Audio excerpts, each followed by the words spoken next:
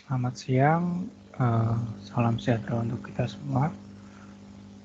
Di sini saya akan mempresentasikan tentang rekayasa nilai proyek Southwest Regional Water Supply Project atau SWRWS. Sebelumnya perkenalkan, saya Michael Alkaraditya dari kelas A.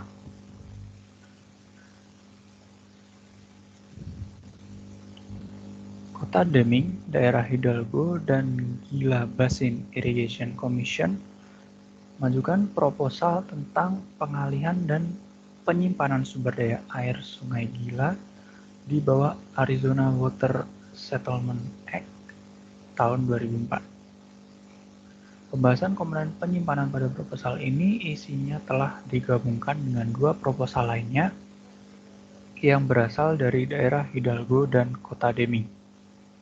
Hal itu dilakukan untuk membuat satu kesatuan proposal pengalihan dan penyimpanan terintegrasi yang disebut Southwest Regional Water Supply.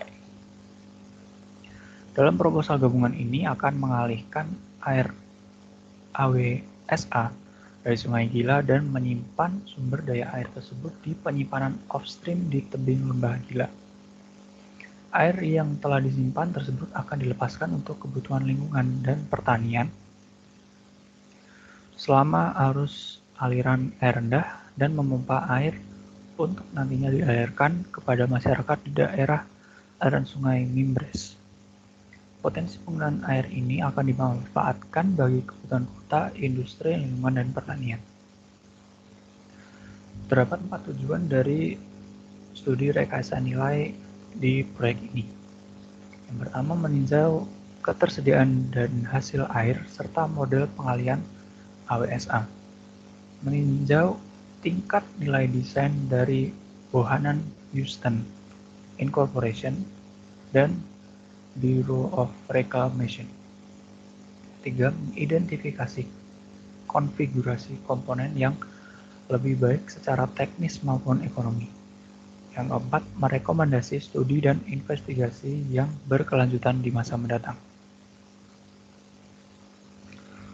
Fokus utama dari studi value engineering ini adalah potensi tantangan teknis diantaranya sedimen, rembesan, dan desain struktur, dampak kekeringan dari ISC, the Nature Conservancy, dan prediksi pengurangan aliran bor. Ketiga, meminimalkan biaya dan penggunaan energi dan karbon. 4. Memaksimalkan dampak positif dan meminimalkan memaksimalkan dampak positif dan meminimalkan serta memitigasi dampak negatif. Yang kelima, mencari sinergi yang dapat memenuhi kebutuhan penggunaan air dan kelestarian lingkungan secara sekaligus. Terdapat 5 item yang tetap atau tidak dapat diubah di proyek ini, adalah rata-rata maksimum pengalihan tahunan dari model dengan ataupun tanpa kekeringan. Yang kedua, pengalihan maksimum 350 CFS. Yang ketiga, air dalam penyimpanan. Yang keempat, pemenuhan segala kendala AWSA. Yang kelima, kepatuhan dengan Endangered Species Act.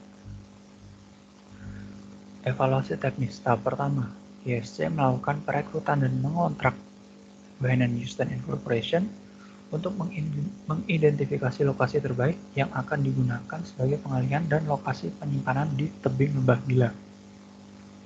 Selain itu juga mendesain struktur pengalihan dan pengangkutan serta saluran pipa ke Das Mimbres pada tingkat penilaian 10%. Selanjutnya, ISC juga mengontrak RJH Consultant Incorporation untuk melakukan tinjauan teknis independen terhadap BHI, mengidentifikasi masalah teknis yang signifikan dan memberikan rekomendasi untuk perbaikan. Tahap kedua, ISC mengontrak Bohannan Houston Incorporation kembali untuk melakukan evaluasi tahap kedua dari proposal SWRWS dengan tingkat penilaian masih sama 10%. Selanjutnya dibuat alternatif untuk pelaksanaan proyek. Di sini terdapat 9 tim value engineering. Yang terdiri dari beberapa tim spesialis teknis. Metode value engineering. Pertama, fase informasi. Terdapat tim value engineering memahami keadaan proyek secara mendetail dan kemungkinan kendala yang terjadi. Fase analisis fungsi. Analisis fungsi dilakukan dengan menggunakan diagram FAS yang bertujuan agar tim value engineering dapat berpikir kritis dan saling bertukar pikiran untuk menghasilkan banyak pilihan solusi sehingga kemungkinan penyelesaian dengan pilihan solusi tersebut dapat meningkat. Nah, di sini terdapat diagram FAS-nya. Selanjutnya, fase kreativitas. Tim VE melakukan brainstorming untuk menghasilkan metode alternatif. Ide yang tercipta terbagi menjadi dua kategori, yaitu proposal VE dan rekomendasi tambahan. Selanjutnya, fase evaluasi. Ide yang ada akan dievaluasi dan nantinya akan digabungkan. Ide yang telah terpilih akan digunakan untuk pengembangan lebih lanjut. Fase pengembangan. Ide yang ada akan dikembangkan dan dimasukkan ke dalam desain untuk selanjutnya disiapkan menjadi proposal formal. Tim VE juga menyiapkan rekomendasi tambahan, yaitu ide yang diperkirakan dapat menambah nilai proyek namun belum tentu menghemat modal atau biaya pada masa depan. Fase presentasi. Seluruh proposal, rekomendasi tambahan dan ide-ide yang telah dianalisis tetapi tidak diusulkan akan dikumpulkan dan dipresentasikan untuk ditinjau ulang oleh tim peninjau. Setelah selesai peninjauan, maka laporan akhir akan disiapkan. Selanjutnya, bagian proposal. Proposal berisi gagasan yang berpotensi untuk penghematan life cycle cost. Terdapat 13 proposal dengan 8 proposal diterima, 3 proposal yang ditunda keputusannya, dan 2 proposal lainnya ditolak untuk dilaksanakan. Proposal ini terbagi dalam beberapa kategori, yaitu bagian teknis pengalihan, pengangkutan, penyimpanan, sedimentasi, distribusi, dan tinjauan model pengalihan. Proposal yang pertama, yaitu untuk mengumpulkan, menggunakan, dan menghitung aliran permukaan anak Sungai Gila yang mengalir ke sistem waduk. Namun, proposal ini masih ditunda dan masih didiskusikan. Selanjutnya adalah menggunakan pipa baja untuk mengalihkan air dari intake Coanda pada struktur pengalihan BHI melalui jalur yang berupa timbunan dan ditinggikan sepanjang Sungai Gila ke Waduk Spar. Namun sayangnya proposal ini ditolak. Yang ketiga, tindakan konservasi air termasuk dalam komponen proyek. Proposal ini diterima. Keuntungan terhadap konsep proposal ini adalah sesuai dengan perizinan. Namun resikonya bergantung pada pandangan penghematan. Selanjutnya, penggabungan Waduk Pop dan Sycamore menjadi satu Greenwood Canyon. Proposal ini diterima. Keuntungan dari konsep ini adalah mengurangi bangunan pendukung seperti spillways dan outlet, dan juga mengurangi penguapan. Resiko terhadap alternatif ini adalah relokasi jalan raya. Selanjutnya, penghilangan waduk Wing dan menambah waduk kedua di Spar Canyon. Proposal ini diterima. Keuntungan konsep ini adalah menghilangkan pipa pengangkut sepanjang 5.000 kaki. Resikonya menambah luas waduk. Selanjutnya, pengoptimalan jumlah dan ukuran stasiun pompa untuk persyaratan pembawa arus demi. Proposal ini diterima. Keuntungan dari proposal ini adalah biaya konstruksi dan OM lebih rendah. Namun resikonya adalah lokasi 2 stasiun pompa yang baru sulit untuk diakses.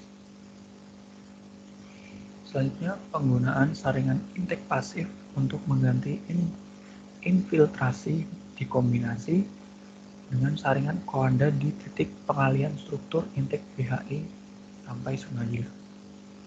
Namun sayangnya proposal ini ditunda dan masih didiskusikan. Selanjutnya, membangun saluran untuk memungkinkan sedimen anak sungai untuk melewati waduk penyimpanan. Namun sayangnya proposal ini ditolak.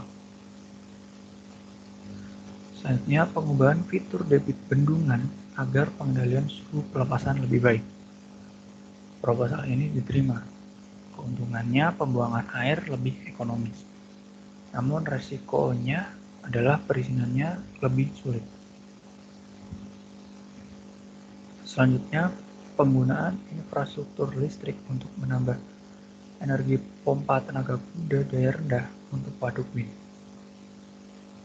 Namun proposal ini diterima, namun dengan sedikit modifikasi. Keuntungannya beban pemompaan listrik kecil, namun resikonya kapasitas infrastruktur tidak memadai. Selanjutnya, pada mesin pompa besar digunakan 12,47 kV atau 13,8 kV dibanding 4,16 kV. Proposal ini diterima. Keuntungannya adalah biaya keseluruhan lebih rendah dan penyederhanaan desain gardu induk. Selanjutnya, menghubungkan ke sumber 115 kV PNM dibanding sumber 69 kV. Namun proposal ini masih didiskusikan. Selanjutnya, penghilangan atau pemindahan cekungan sedimentasi konsep asli ke daerah genangan waduk. Proposal ini diterima. Keuntungannya menghilangkan pekerjaan outlet dan mengurangi persyaratan keamanan. Resikonya adalah akumulasi sedimen sulit dihilangkan. Selanjutnya, terdapat rekomendasi tambahan. Selain proposal, studi VE pada proyek ini juga menghasilkan rekomendasi tambahan. Pada proposal rekomendasi tambahan ini berisi gagasan yang menurut tim VE akan menambah nilai pada proyek tetapi tidak selalu mengurangi life cycle cost. Berdasarkan 18 rekomendasi tambahan, terdapat 11 rekomendasi diterima, 5 ditunda keputusannya, dan 2 ditolak. Nah, ini adalah beberapa usulan. Itu diantaranya meninjau dan mengevaluasi pasokan air yang dialihkan dan hasil proyek. Ini keterkaitannya dengan ketersediaan air AWSA dan keputusan ini diterima. Selanjutnya yang lainnya adalah rekomendasi untuk nilai tambah. Penerapan rencana pengembangan proyek secara bertahap yang menyediakan pengalihan Sungai Gila dan tingkat penyimpanan awal, keputusannya diterima. Pengembangan tujuan proyek dan kriteria operasional untuk alternatif pengalihan dan penyimpanan, keputusannya diterima. Pengalihan aliran Sungai Gila dengan reklamasi, keputusannya masih dipertimbangkan.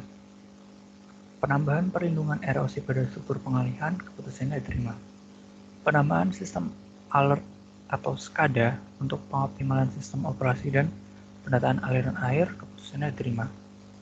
Menyelaraskan teknik NEPA dan alternatif Section 404, keputusannya diterima.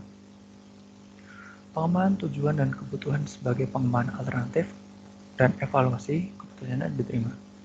Pengembangan dan penggunaan fasilitas Freeport McMoran atau FMI Tyron pada Danau Bill Evans untuk penyimpanan air, pempaan, dan saluran pipa untuk kebutuhan air basin Mimbers, keputusannya masih dipertimbangkan. Selanjutnya, pembangunan bendungan kepala rendah di titik pengalihan BHI di Sungai Gila yang terdiri dari dinding pemisah dan dinding bendung beton, penyediaan ketinggian yang cukup untuk air bersih, dan persediaan pengalihan air yang memadai untuk pengangkutan ke waduk SPAR, keputusannya ditolak. Tidak menyediakan pipa terpisah atau lapisan beton cor di lokasi untuk terowongan, keputusannya masih dipertimbangkan. Selanjutnya adalah rekomendasi untuk studi lebih lanjut oleh ISC. Yang pertama, penetapan jumlah dan lokasi pengiriman target untuk menambah aliran lingkungan, keputusannya masih dipertimbangkan. Pengembangan landasan model air permukaan untuk integrasi untuk membantu menentukan parameter operasional, memantau keefektifan aliran bypass, dan memperhitungkan pembuangan aliran balik ke Sungai Gila, keputusannya diterima.